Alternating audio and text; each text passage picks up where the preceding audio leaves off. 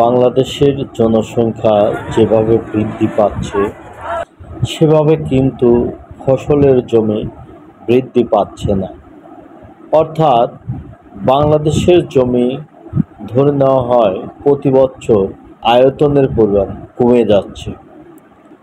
খাদ্যের যোগান দিতে নতুন একটি সম্ভাবনার ফসল এসেছে বাংলাদেশে, সেটি হলো মাশরুম। অন্যান্য সবজিতে যেমন পুষ্টি আছে, ঠিক এক মাশরুমেও প্রচুর পরিমাণে পুষ্টিগুণ সমৃদ্ধ, ঔষধি গুণ সমৃদ্ধ একটি ফসল, সেটি মাশরুম। মাশরুম কিন্তু মাঠে, ফসলের মাঠে, নদীতে কোনো জায়গায় চাষ করার জন্য উপযুক্ত নয়। মাশরুম চাষের জন্য বাড়ির ছাদে, উঠানে, বেলকুনিতে, রুমের মধ্যে, ঘরের মধ্যে, যে কোনো জায়গায় এই মাশরুম চাষ করা সম্ভব। উপযুক্ত পরিবেশে এবং প্রশিক্ষণ গ্রহণ করে যে কেউ এই মাশরুম চাষে এগিয়ে আসতে পারে। মাশরুম খুব সহজে হয়ে যায়, অর্থাৎ একটি বাণিজ্যিক স্পোর্ট থেকে 7 দিনের মধ্যে কিন্তু মাশরুম হারভেস্ট করার উপযুক্ত হয়। অর্থাৎ খুব অল্প টাইমে মাশরুম কিন্তু সংগ্রহ করা হয়ে থাকে। এই মাশরুম কিন্তু টিস্যু কালচারের মাধ্যমে একটি কালচার করা হয়, চাষাবাদের আওতায়। মাশরুমের কিন্তু বীজ হয় না, তাই টিস্যু কালচারই এর বংশবৃদ্ধির জন্য উপযুক্ত।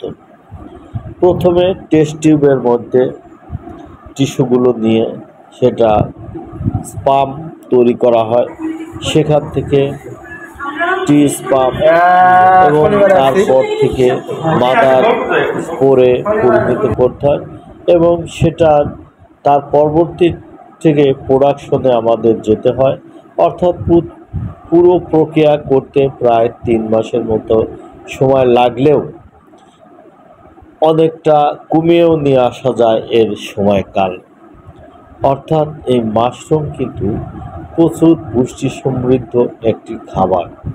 সেটা অন্যান্য সবজির মতো রান্না করে খাওয়া যায় এবং এছাড়াও স্যুপ, বেগুনি অর্থাৎ বেগুনের মতো যে চপ বানানো হয়, চপ করে খাওয়া যায় এবং মাছ, মাংস প্রত্যেকটা সবজিতেই আমরা মাশরুম ব্যবহার করতে পারি। মাশরুমের চাষ পদ্ধতি খুবই সহজ। অর্থাৎ আমাদের বসত বাড়ির যেখানে ঘরের বেলকনির যে স্থানে ফাঁকা আছে না কেন, সেখানে 2-1টি মাশরুমের প্যাকেট রেখে দিলেই সেখান থেকে 7 দিনের মধ্যে কিন্তু মাশরুম খাওয়া সম্ভব। একবার কিন্তু এক প্যাকেট থেকে বাণিজ্যিক স্টোর থেকে একবার মাশরুম সংগ্রহ করলে তার পরবর্তী আবার 20 দিনের মাথায় কিন্তু আবার সংগ্রহ করা যায়। এভাবে প্রত্যেক প্রায় 3 থেকে 4 বার একটি ব্যাগ থেকে বা একটি বাণিজ্যিক স্টোর থেকে মাশরুম কালেকশন করা যায়। এখন এটার চাষ পদ্ধতি খুব সহজ এবং খুব সহজে এটি চাষ করা যায়। আমরা যদি সবাই সম্পৃক্ত হই, অর্থাৎ আমরা বসত বাড়িতে যেখানেই বেলকনি হোক, যেখানেই হোক, আমরা শুধু এই চাষাবাদ পদ্ধতি একটু জেনে গেলেই আমরা খুব সুন্দরভাবে কিন্তু আমাদের পরিবারের চাহিদা অনুসারে কিন্তু সেটা অনায়াসে চাষ করতে পারি। আবার সম্ভাবনাময় ফসল, এটা কিন্তু প্রতি কেজি মাশরুম উৎপাদন করতে খরচ হয় প্রায় 50, 60 বা 70, 80 টাকা। সেই মাশরুমটাই কিন্তু এক সময় বিক্রি হচ্ছে 100 টাকার ঊর্ধ্বে বা 300 টাকা। অদূর ভবিষ্যতে মাশরুম চাষের জন্য আমাদের বাংলাদেশে কিন্তু যেমন ফসলের জমি কমছে, ঠিক উল্টা দিকে মাশরুম চাষের জন্য স্পেসের পরিমাণ কিন্তু বৃদ্ধি পাচ্ছে। আমাদের সাথে দেখছেন জাপান থেকে এসেছে এক ভদ্রলোক, তিনি কিন্তু আমাদের মাশরুম চাষে কিভাবে প্যাকেট প্রস্তুত করতে হয় সেটা শিখিয়ে দিচ্ছে। এছাড়াও আমাদের মাঝে আছে চীন থেকে এক আপা এসেছে, তিনিও কিন্তু আমাদের এই মাশরুম সম্পর্কে জ্ঞান দান করছেন, কিভাবে মাশরুমের প্যাকিং করতে হয় পুরোটাই তিনি হাতে কলমে আমাদের শিক্ষা দিয়ে যাচ্ছেন।